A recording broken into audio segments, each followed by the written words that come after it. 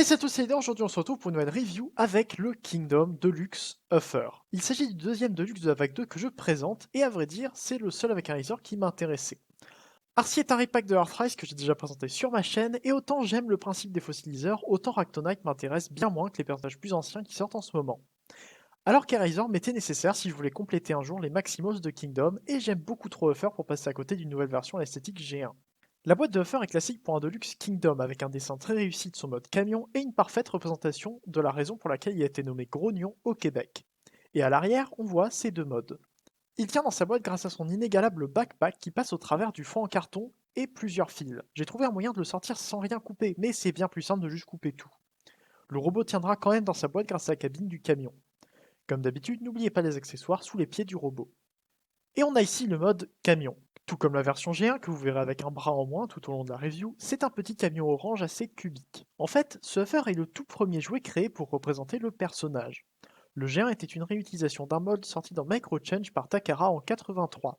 Et sans compter les deux crayons qu'il a eu, les trois seules autres versions à ce jour sont le Timelines, fait à partir d'Armorite Cybertron, le Combiner Wars à partir d'Optimus Legion Thing 30, et le Kingdom. Bon, c'est mieux que Pipes, qui pour le moment n'a que le G1 et sa version Combiner Wars, un repaint de Huffer de la même gamme. Mais c'est très peu, et pour une première version, Huffer est très réussi.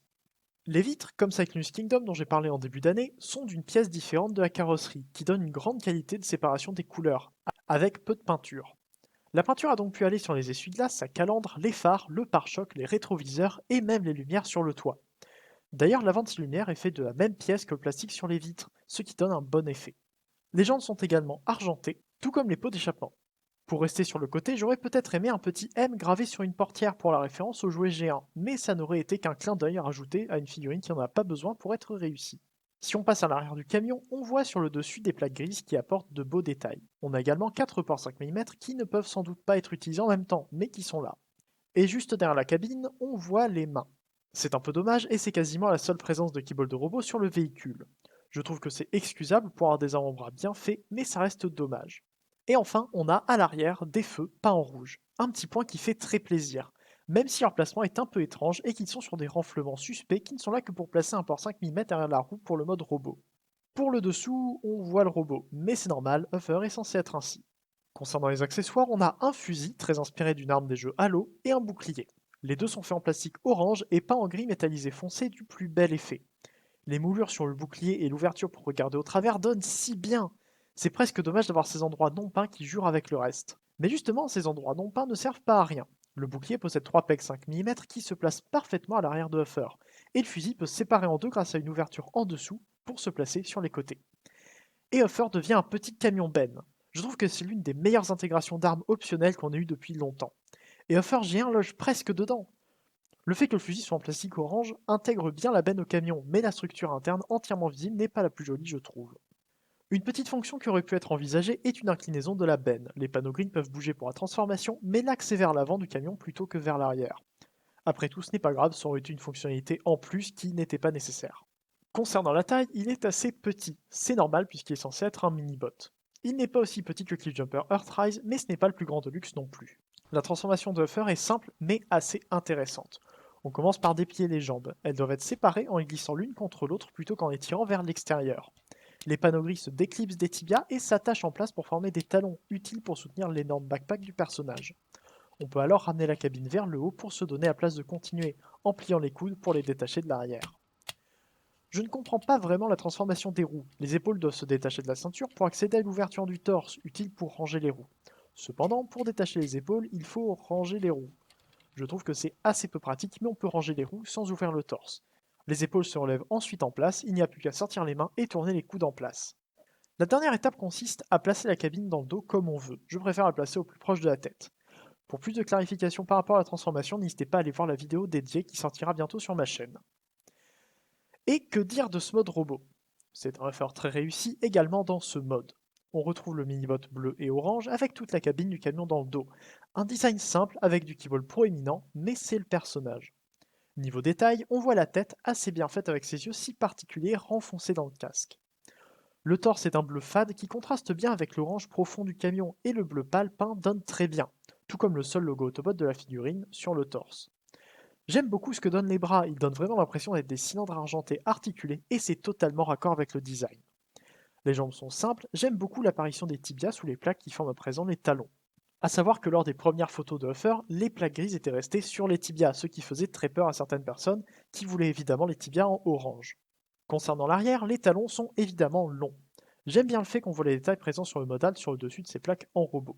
Les jambes sont creuses, mais c'est normal d'après la transformation. Je ne pense pas qu'un panneau ajouté pour fermer l'arrière aurait donné bien mieux. Et on a cet énorme backpack. Comme j'ai dit plus tôt, j'ai déjà présenté RC Arthrise il y a quelques temps, et elle aussi avait un backpack immense qui rendait fou de rage bien des collectionneurs. Mais pour refaire, c'est tout à fait normal, et même complètement attendu. Et il rend assez bien, sans compromettre la stabilité grâce au talon. Et le mieux, c'est que si on le relève, on peut voir que Huffer a bien un dos. C'est une touche un peu inutile, puisqu'enlever une partie de la plaque grise pour libérer les roues aurait pu aider pour la transformation. Mais ça donne un effet de qualité que je suis loin de détester. C'est très agréable. Niveau articulation, Huffer est pas trop mal. Le backpack est sur deux axes indépendants ayant chacun quelques crans. On peut donc écarter facilement la cabine pour accéder à la tête qui tourne mais qui est un peu limitée pour d'autres mouvements. Le mouvement extérieur des épaules est bien pensé pour qu'il puisse monter entièrement le bras sans être gêné par les pièces sur les côtés de la tête. Les autres articulations sont correctes, mais le coude qui s'arrête en dessous de 90 degrés me dérange un peu par moment. Mais c'est un compromis qui vient de l'apparence des bras en mode alt. Le bassin tourne et pour la transformation, on peut utiliser l'articulation qui permet d'avancer le torse. Le backpack se retrouve un peu loin derrière, mais je suppose que ça peut être utile. Les hanches sont complètement libres vers l'avant et l'arrière, mais vers l'extérieur c'est un peu limité. Mais l'amplitude reste suffisante. On a l'habituelle rotation à la cuisse et les genoux pour la transformation, qui paraissent un peu bas derrière le tibia mais qui donnent des proportions peut-être plus humaines. Et enfin, les chevilles. L'articulation est standard et j'aime beaucoup l'ajout de cette pièce pour fermer la cheville lorsque le pied s'incline sur le côté.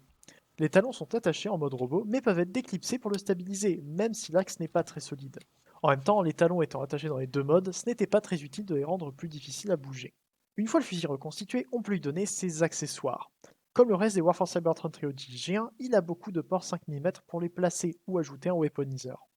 Et les armes rajoutent une personnalité à Huffer, différente de son côté plaintif et pessimiste. Ces armes me paraissent être tout droit dans la lignée de Siege, avec cet aspect réaliste qu'on n'a que très peu dans d'autres gammes. Si vous ne l'avez pas compris, je recommande Huffer, et pas seulement parce que c'est un design que j'aime tellement que c'est le seul cosplay que j'ai fait de ma vie, et dont les restes traînent avec ma collection depuis maintenant 5 ans. Il continue les mini-boss Generations en étant la représentation la plus G1 du personnage qui ne soit pas le jouet d'origine. Il est également d'une taille correcte en faisant une tête de plus que Cliffjumper Earthrise. Je suis très content qu'on l'ait eu en Deluxe maintenant plutôt qu'en Legends autre que le Combiner Wars parce qu'on a droit à une excellente version, de bonne taille et avec des accessoires utiles en mode alternatif. Le robot bien fait, bien proportionné avec de belles couleurs que la peinture correctement utilisée ne fait qu'améliorer, la transformation simple mais efficace et le mode alternatif mignon avec deux configurations, tout est en faveur de ce qui pourrait être encore pour longtemps la meilleure représentation du personnage dans cette échelle. Et on le trouve en magasin en France assez tôt et plutôt facilement, ce qui est encore mieux. Merci à vous d'avoir regardé cette courte review. N'hésitez pas à me dire en commentaire si elle vous a plu et à rejoindre au large pour toutes les nouveautés et les aperçus en magasin. Avec les sorties récentes, ça peut être bien de savoir où on peut trouver les dernières nouveautés. On se retrouve bientôt pour une prochaine vidéo. Stay there, fin de format un jour, fin de format toujours et salut.